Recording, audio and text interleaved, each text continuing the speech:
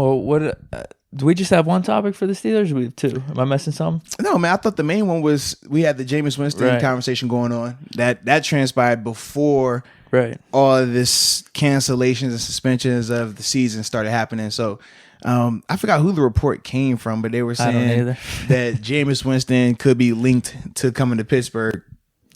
For me personally, I don't think it's a smart decision for Jameis. Right. I don't see it. Personally, I wouldn't see it happening for a couple of reasons. So when I talk about Jameis, in the NFL, Jameis is still viewed as a starter, a QB1. You want to stay in the starter conversation as long as possible. And there is no reason why he would need to go to a backup role right now because, yeah, you're going to say he had 30 picks, but then you're also going to say he had 30 touchdowns and 5,000 passing. Right. So regardless of how you want to spin it, you have to have both sides of that conversation. He's a starter in this NFL. And the thing is this, he's a former number 1 overall pick. So now when you talk about a guy going from that realm to conceding to being a backup, first off, the coin flip of being a backup but then actually paying off, what you would have to have happen is number 1, QB1 either gets hurt or in this case can't come back, or he just stinks it up in dollars next year. He's going to be QB1, right, wrong, or indifferent. I don't care. He can go out there and throw 50 picks, 34 million. He's going to be the starter. That's just how it is. So for him, for Jameis, you're never going to get that opportunity. Or the next thing is you got to hope that Ben gets hurt. We know outside of this past season, Ben is still, even when he misses games, he's still durable. He's still going to be back out there. So you're not even going to get the elongated experience, the elongated chance. So those are my two things with that. And then for Jameis, you're looking at what? You could potentially go and get at worst right now 20, 25 million on the open market. You're going to have to take 2 million to 4 million to be Ben's backup. What? Why? When you can make an argument legitimate that, hey man, I'm better than Ben. He can make an argument. Could he can make the argument. I don't care what you say. You can shake your head all you want. He can point to his numbers and you can point to Ben's last numbers. Not this past season when he got hurt, but the season before that, and say, hey man, my numbers are better. He can make that argument. No way. Okay, you love Ben. I understand that. He can still make that argument. Period. That's just how it is. Biased or not, he can make the argument. So with that being the case. Wait, how's he making the argument though? Bro, so how's he not making the argument? He's going to say, what, Ben threw 5,000 yards? I threw 5,000 yards. Ben had 30 touchdowns. I had 30 touchdowns. Ben led the league in picks. I led the league in picks. Bro, but so what are we saying? In picks, though. What are you saying? Are picks not picks? Picks are picks, but... Are touchdowns? Yeah, but... Are yards? What, 14 or 15 different in picks? This is what I'm saying, but this is what I'm saying. Could he not legitimately make a case that Ben's last season before he got hurt, his numbers are very comparable to his? Are they not? So if they are comparable, how can he not make the argument that he's better than Ben, who's going to be 38 come next season, coming off of elbow surgery?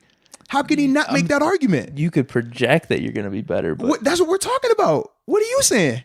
Because as of right now, he's better than Ben. If we say right now, if we say on March 12th, who's the better quarterback today?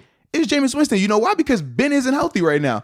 So regardless of how you want to spin it for your love for Ben, it does not matter. He can legit say, hey man, I'm up there with Ben. I'm better than Ben. If you want to make the argument, he can make it right now.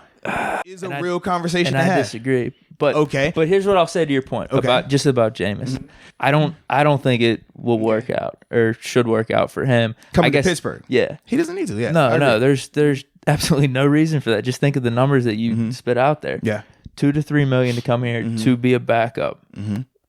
And you're gonna be a backup. I don't know what the contract length would be either. Like what, 2 to 3 years? Whereas because I saw people say, well, what if he signed a 4 or 5 year deal that was backloaded? So the first 2 years are strictly $2-4 million backup money, and then year 3, 4, 5 is now it escalates and it's big time like starting quarterback money. Dude, who's gonna want to do that? Exactly. I went there. No, and I think he could be in legitimate competition for a starting job with about 10 to 12 teams out there. Easily. And I think that's what people were talking. See, that's the thing. You said 20 to 25 million. I don't know how much and they'll give him.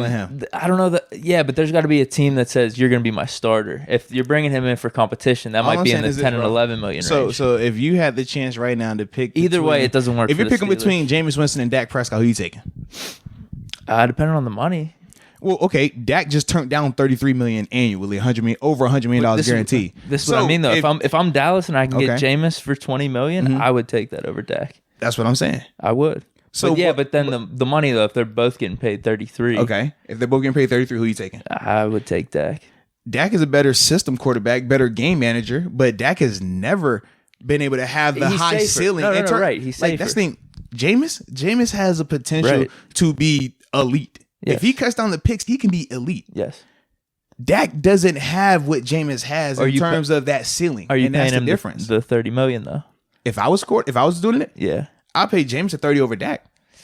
But the thing is this, what's my system? Am I quarterback dominant like Tampa? Because if it was in Tampa, I have to pay Jameis because Dak isn't going to give me the same type of stuff. Not surrounded by those weapons. Yeah, I guess Jameis didn't have weapons. Like, he had Mike.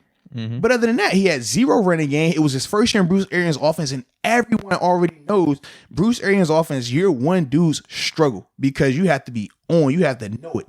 So I'm like, man, if he still went crazy over 5,000 passing, 30 touchdowns, I'm believing that those picks can get cut down. Yeah. I can work on your decision making. If you don't have that arm, I don't care how smart you are. That ain't happening. If you don't have the accuracy, it doesn't matter. It's not happening. I'm with you on that. If it's a team outside of the Cowboys or a team outside of a system that could benefit Dak, then yeah, I would take Jameis over Dak. Yeah, but